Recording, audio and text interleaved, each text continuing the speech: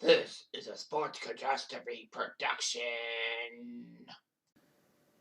Hey there, Heather Ho, there's Jeff Cutastrophe. Welcome you to another Sports Catastrophe birthday boy. And the birthday boy for today, February the 27th, is a tight end who was once known as the greatest tight end of all time. Well, he's 47 years old today, and he's actually the all-time leader in receiving yards and receptions by a tight end. I thought Antonio Gates would have broken it, but nope, he didn't. So he spent 12 years with Kansas City and 5 years with Atlanta. And he's been an analyst for NFL on Amazon Prime and also CBS and Fox. He got 14 Pro Bowl selections, which is amazing and all that. He only missed two regular season games in his career and inducted to the Pro Football Hall of Fame in 2019. His name is Tony Gonzalez. Tony Gonzalez was born in Torrance, California, and has Jamaican and Cape Verde roots. Anyway, he was a star at Huntington Beach High School, and then, he was a two-sport athlete. He liked to play basketball as well as football. He actually shared the Orange County High School Player of the Year with Tiger Woods. Gonzalez decided to choose UCal, which was in Berkeley, where he majored in communications and played football and basketball. He even once helped Cal's basketball team get to the Sweet 16 of the NCAA tournament, which is amazing. He would play tight end for the member as Cal's football players and an All-American selection. Eventually, Gonzalez had to choose a career. Tony said, "You get done playing football, then you transfer to basketball." But the decision was pretty much made for me. So Gonzalez decided to go after his junior season to declare for the NFL draft.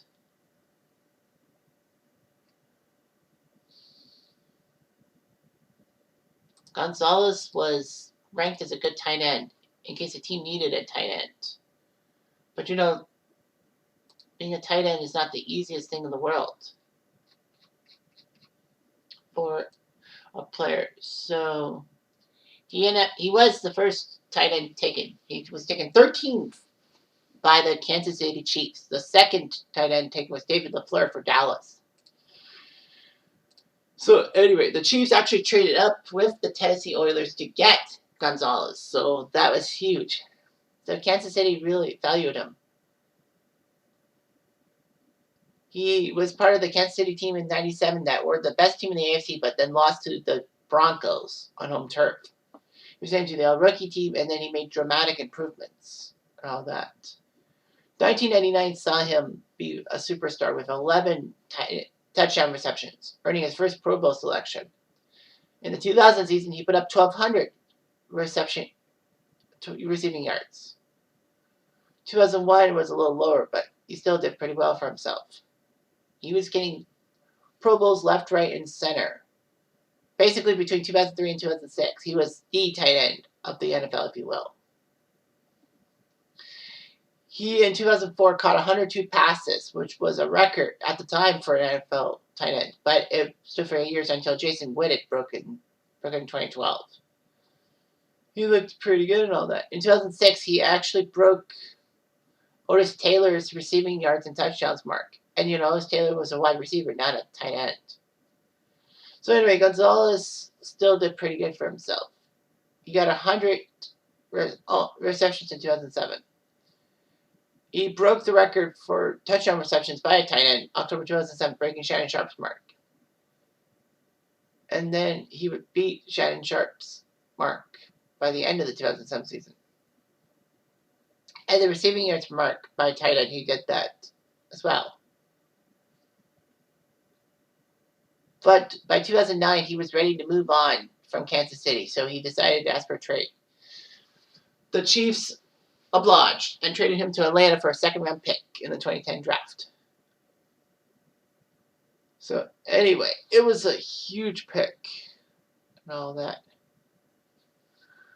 It was a huge move because Gonzalez would be moving to the NFC instead of the AFC. He would still keep his 88, which were all-time for Kansas City.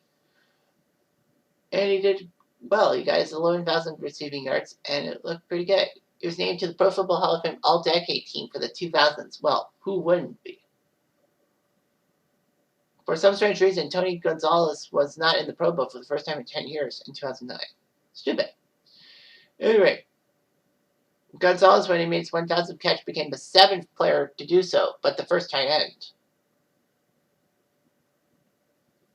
The Falcons tried their best to get Tony to a Super Bowl, but failed miserably, especially losing to the Packers when they were the 1 seed. So anyway, he still looked pretty good and all that. With Gonzalez's contract set to expire in the 2011 season, he signed another 1-year deal. And finally, in the 2012 season opener, he got to play in Kansas City as a member of an opposing player, which he did for the Falcons, and they won. So anyway, he helped Atlanta beat Seattle in the 2013 playoffs. However, they lost on home turf to the Niners. He felt like he was going to retire, but he agreed to sign to a 2-year deal for the 2013 season, despite claims he would retire.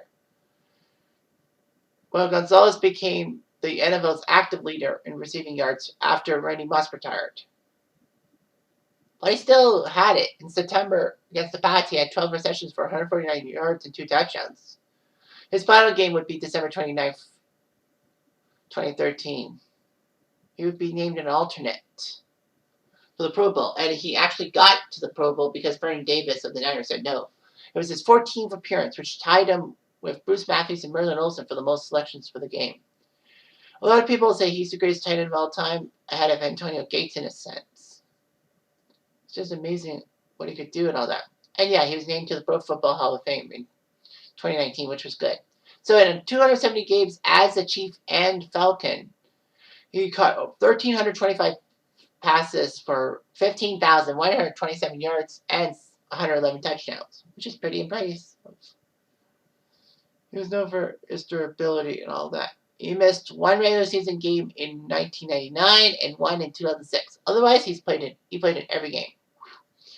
In the postseason, he only played in 7 games and had lots of losses. Only once did he play on a winning team.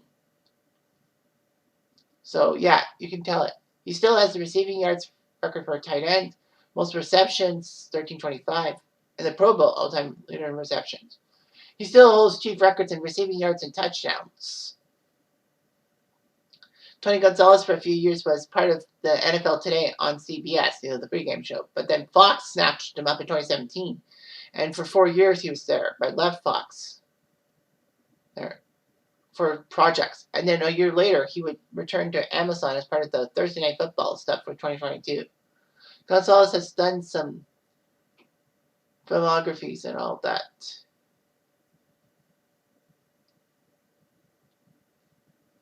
Here's an MTV Cribs Celebrity Cooking Showdown. You Can't Lick Your Elbow, Beach Shazam, and Lip Sync Battle.